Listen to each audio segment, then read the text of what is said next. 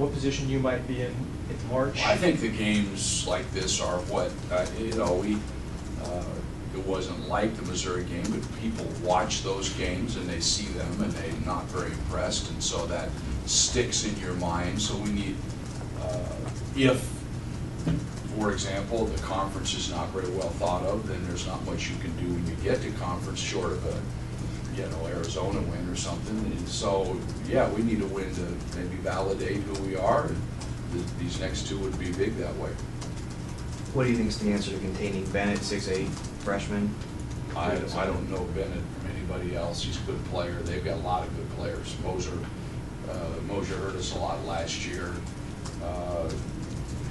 They're loaded. They've got a lot of good players that can shoot the ball. They're long. They get a lot off the break. They don't rely on a set. There's a lot of stuff point of attack. He's great on the boards. So my first suggestion, just be guarded. Keep him off the glass. Don't give him anything easy. Probably a good enough player that he's going to get some anyway. Most good players will, no matter what you do. You talk about Mosier a little bit. I know he's a little banged up right now, but what kind of player did you see last year? What's he doing? He's a great rebounder. Maybe he doesn't have to rebound as much now based on having, you know, Bennett and some other guys that can board the ball. But I mean, we guarded him well last year to start off, and he hit one right in our face. I mean, it was long, and the guy was right there. It was like, whoops, uh-oh. But he's capable. They've got a lot of guys who are capable. Kate Reinhardt is a scorer. Jones is a scorer. They've got a lot of guys that are offensively oriented players, and yet they've surprisingly done a great job on defense of keeping people's numbers down. Now, they haven't been on the road yet, so that's always a factor. I've always maintained that who you play and where you play them is a factor in early November, December games. But, you know, they are ranked for whatever that means early on, and talent-wise, people know their players. How do you get your team to play harder in practice? Is that just say that, just yell it, stomp your feet, or well, get that it's little bits of personality. I mean, we came back off the you know, that tournament, and we're feeling probably pretty good about ourselves, and you know, with a whole week to prepare or a whole week to practice, it's a little harder to get them motivated to go up and down. The other thing is we don't have great depth, so we're having a hard time competing in practice and really making, you know, putting two players against one another to challenge each other. That's been an ongoing issue for us. We just don't have the kind of quality depth that it can allow us to put 10 guys out there that can really force somebody to have to make, to play hard to make plays. So, you know, Ricky would help in that regard. Give us one more guy to get it back. We could start to change things. So we're going to try to just change teams up a little bit to give a little more competitive environment in practice if we can. How close is Ricky to coming back? Well, he's going to play 5. He's going to try to go 5-on-0 today. I don't know if that means he's going to be able to just run the floor. And then tomorrow, I think we're talking about non-contact stuff. And then Thursday we've got off, and then Friday hopefully he'll be ready to practice. Is it the same thing, Mike, or is it that he had the surgery for, or? No. Well, it's probably related just because it's in the same area. The bone looks good, the pin is solid. It's just that the foot probably wasn't strengthened as much, and when you changed the load there, then all of a sudden it started to get a little bit dicey. It's not structural, there's nothing structural. There's probably a muscle pull, a tendon strain, ligament strain, whatever, something in there that between the 4th and 5th that's just acting up, swelled, and it's really sore. So. But you're not worried that it's going to turn into something that cost you the year or anything? No, I mean the bone would have to break, the screw would have to break for that to happen, unless the 4th metatarsal broke or something like that. I don't think there's any real reason for that to be the case. talked before the tournament about you need to get more from your frontline people. How's that been going? You still, Did you watch the Wisconsin game? well, and, Well, yeah. Enough said. They're gonna have a pretty big challenge the next couple of games with Moser and then with McDermott. Well, Mosier, Anthony Bennett, McDermott is really good. I mean, he's first team All-American guy. He's a load in there, no question. What are his skills?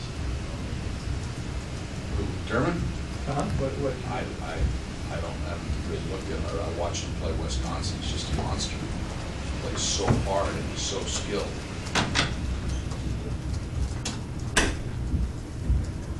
So what would you be hoping or expecting from, say, Richard Saul In what regard?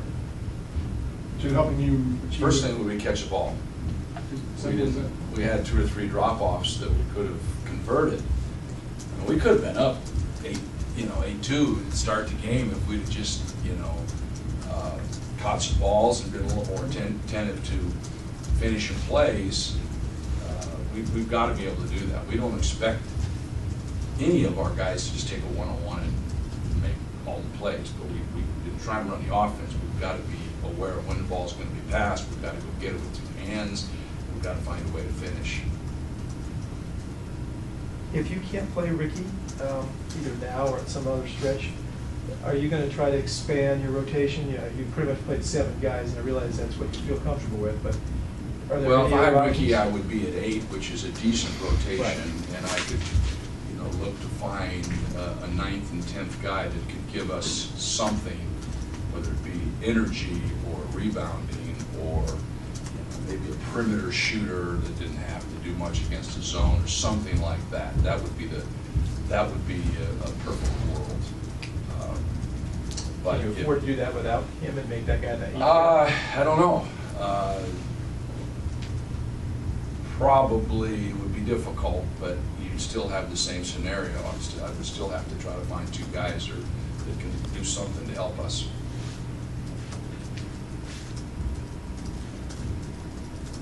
Is Wallace settling in the way you thought he would? Yeah, he did a nice job. I thought that pretty tough environment for a freshman. Played a lot of minutes at Wisconsin. Had a real tough offensive foul call that kind of probably took him out of his rhythm a little bit. He got a steal, was headed for a layup. Back marching and his arm out. It was on us. But he did a good job. He's good on the boards. He's good defensively. And he plays with a lot of poise. He had a couple layups that they weren't easy plays, but that he's just that far away from finishing. He made those with a heck of a game. Mike, Justin's played generally very, very well for you. He's shooting the ball great, but I noticed he's got actually more turnovers, maybe 1 more turnover on assists. As does our team. Yeah, but from your point guard is clearly not what you want, and I know he's not purely a point guard, but he's playing that position a lot. What does he have to do differently to clean that up? Well, he just has to stay within himself. He had 7 turnovers, no assists against Wisconsin. And, some of them were not really his fault. I don't think balls that should have been caught, but nonetheless, he has to stay within himself. And, we have to understand what each of our teammates can do and what they're likely to, where they need the ball and how, and it's his job to get it to them in that position. And there's growth that needs to take place there. So there's a certain place where you give, say, David Kravish or Solomon the ball, and other places where you don't want to. Yeah, I mean, you can't just try to force it in and you can't trick your bigs. Bigs got to see the ball. They got to know there's a chance it's coming. They got to see the ball. So all of a sudden, the ball comes winging around somebody and they don't see it, and there's a fair chance they're not going to handle it. So that's always been the deal. You can't trick your bigs. Just make it easy for them. Let them use their size and go up and finish plays. Is some of that on them to understand where and when it might be coming to them? Besides No when they're question, just looking anticipation them in the is a eye? big part of it. I mean, you should be looking at the guy when he's going to pass it to you, but there's an anticipation factor there that says, hey, this is a play where he's liable to put it down. I need to be ready for it and react to it. We had some poor reaction to the ball in that game. for whatever reason, we just did not react to the ball break. And Travis is included in that. A little bit, sure. He has pretty good instincts overall. Not bad. Yeah, we had a couple, ran one set that we had a guy open almost every time and we didn't pass it to him where we should have. We've got a lot to learn about our offense and what we're trying to do and what we should be looking to do and what's a good gamble, what's a bad gamble, what's a good play, what's a bad play. And that, having all that been said, if we make a mistake, we can't dwell on it. We've got to sprint back, bang the floor, look at each other, and get the ball back. Turnover doesn't hurt you, but we had 18 points. I forget what the two numbers were. Not good. 25 points on turnovers. We gave up and 18 points on second chance. I think those were the two numbers. So it was anyway 43 points that we gave up on things that you theoretically can control or should be able to control to a greater degree, and we didn't do that. Obviously, you're in a position where you need a lot of production from Justin and Allen. Are they mature enough not to press and stay within the offense when you need such a huge volume of points from them? Sometimes. Sometimes yes, sometimes no. I thought Allen had a very good performance, given the fact that he was really the only guy who could score. Obviously, people loaded up on him pretty good, but we need 4 other players besides those 2 that are capable of having double-figure games. Probably not every game, but any game they are capable of scoring 10 to 20 points. And the expectation would be that we would have that in any given game.